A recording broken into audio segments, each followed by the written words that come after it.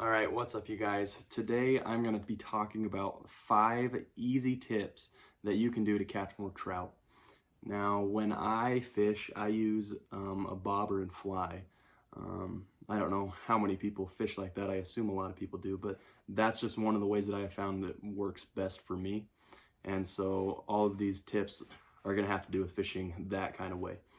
And so my first tip would be the time of day. Whether it's early in the morning or later at night, so when the sun's coming up or the sun's going down, is usually the best time that I have found for the fish to be biting more. I mean, that's not to say they're going to be not biting at noon. They will. It just may not be as much action. And so fishing when the sun comes up and fishing when the sun goes down are usually the best times for me to go catch more trout. And number 2 is choosing the right fly. I've got a box of flies here, and each and every one of these flies has been proven to catch fish on the lakes that I go to.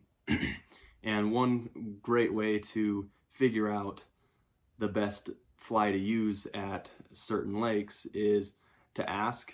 My dad is an avid fly fisherman, and he has tons and tons of flies, and he knows what works. And so usually I ask him, and he'll say, yeah, get a gray fly, that'll work good at that lake. Get a white fly, that'll work great at that lake. And so that's probably my number 1 way to figure out what works. But also you can go to the place that you're gonna fish and look at the color of the live flies that are flying around and kind of find a fly that matches those. That usually works very well as well. And you could also ask the people fishing there. I've had multiple guys come up to me and ask me what I'm using because I'm over there catching a lot of fish and they're over there catching nothing. So anyways, just don't be afraid to ask or try and figure it out, because that's what fishing is about. That brings me to my 3rd point, which is leader length. So when I pull out my leader, I usually just do about my wingspan. I'm about 5'9", and so I just pull it out, and that usually gives me a good spacing between my bobber and my fly, because if your fly's too close, that bobber's going to kind of scare them away. So make sure you have a decent amount of leader length between your bobber and your fly. And the next point, number 4, is how full you fill your bobbers. This bobber or bubble, whatever you call them, is not completely full, and that's not what you want. You want it to be completely full so there's no air inside of that. Now, the reason being is you want your bobber to, if this is the water level, you want your bobber to sit below that, just barely, because that gets your fly a little bit deeper where the trout will be.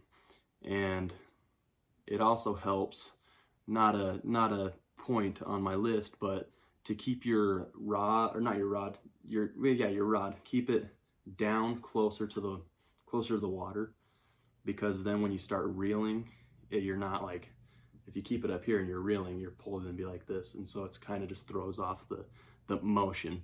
So keep your pull low. And then that brings me to my 5th point, which is reeling. How fast do you want to be reeling?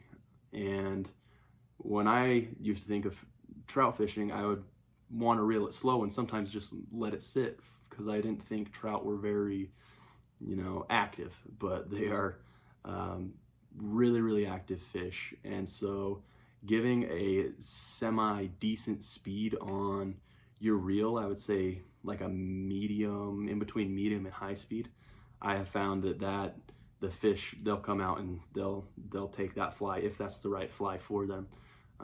So reel speed has, a big play in getting the trout's attention. And I know a lot of people cast their bobbers out and they just let it sit.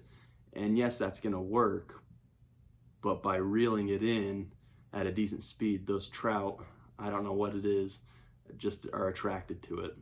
So anyway, if you're just getting into fishing, or you've been fishing and you wanted to figure out how to catch more trout, this is a proven method.